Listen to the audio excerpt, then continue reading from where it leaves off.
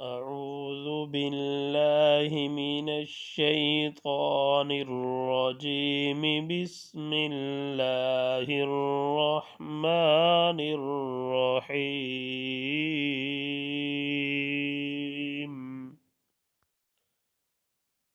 اللهم صل على محمد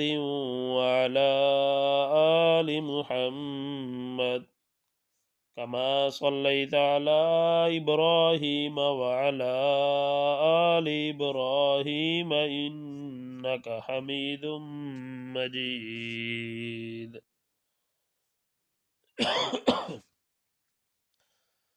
اللهم بارك على محمد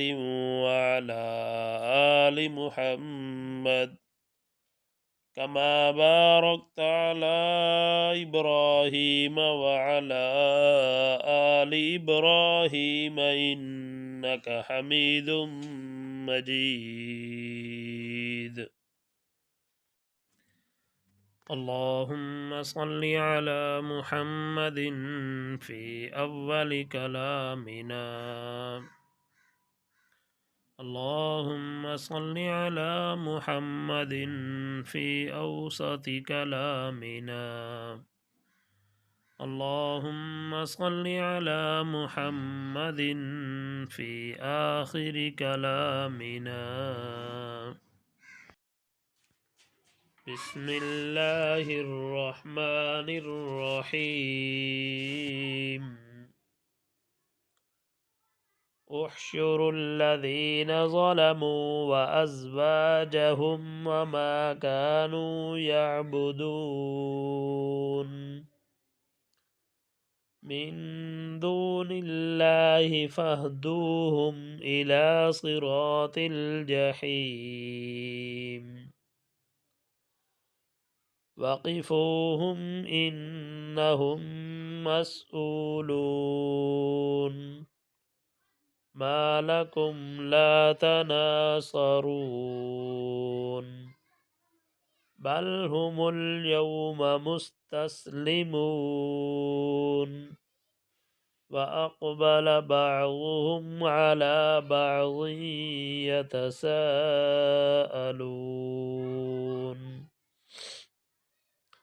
قالوا إنكم كنتم تأتوننا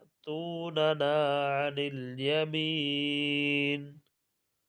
قالوا بل لم تكونوا مؤمنين وما كان لنا عليكم من سلطان بل كنتم قوما طاغين فحق علينا قول ربنا إنا لذائقون فأغويناكم إنا كنا غاوين فإنهم يومئذ في العذاب مشتركون إنا كذلك نفعل بالمجرمين إنهم كانوا إذا قيل لهم لا إله إلا الله يستكبرون ويقولون أئنا لتاركو آلهتنا لشاعر مجنون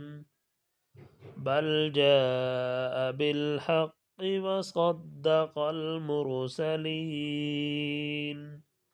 إنكم لذائق العذاب الأليم وما تجزون إلا ما كنتم تعملون إلا عباد الله المخلصين أولئك لهم رزق معلوم فواكه وهم مكرمون في جنات النعيم على سرر متقابلين يطاف عليهم بكأس من معين بيضاء لذة للشاربين لا فيها غول ولا هم عنها ينزفون وعندهم قاصرات الطرف عين كأنهن بيض مكنون فأقبل بعضهم على بعض يتساءلون قال قائل منهم إني كان لي قرين يقول أئنك لمن المصدقين أإذا متنا وكنا ترابا وعظاما أئنا لمدينون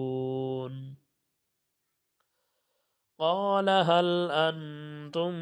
مطلعون فاطلع فرآه في سواء الجحيم قال تالله إن كدت لتردين ولولا نعمة ربي لكنت من المحضرين أفما نحن بميتين إلا موتتنا الأولى وما نحن بمعذبين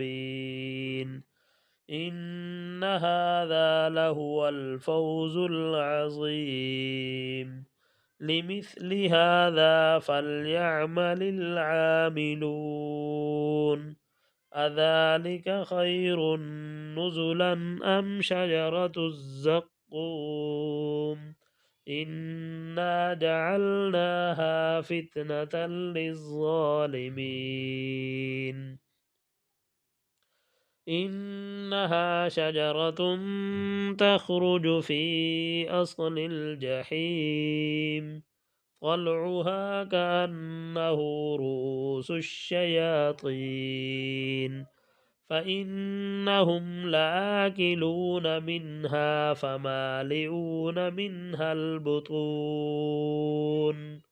ثم إن لهم عليها لشوبا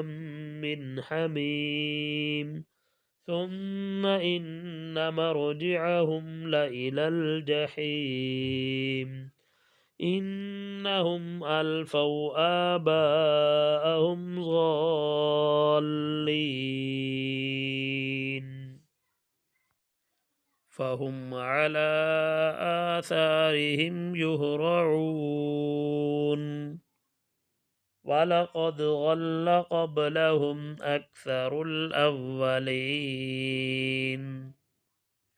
ولقد أرسلنا فيهم منذرين فانظر كيف كان عاقبة المنذرين إلا عباد الله المخلصين